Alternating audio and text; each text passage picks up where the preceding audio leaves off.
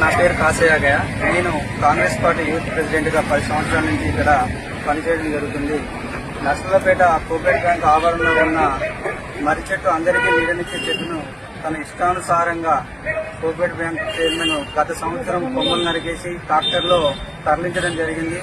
అదేవిధంగా ఈ సంవత్సరం ఏర్లు లేకుండా మొదలు లేకుండా చేయడం కూడా జరిగింది.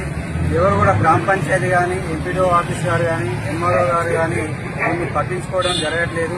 ఎందుకు కొట్టేసిరు, ఏ కారణం చేత దాన్ని కొట్టేసిరు కూడా అడగడం కూడా వాళ్ళు అధికారులు నిమ్మకు నీరెత్తినట్టు ఉన్నారు.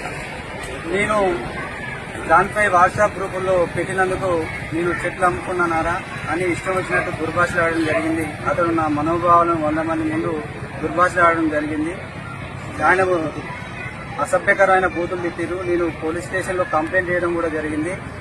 అతన్ని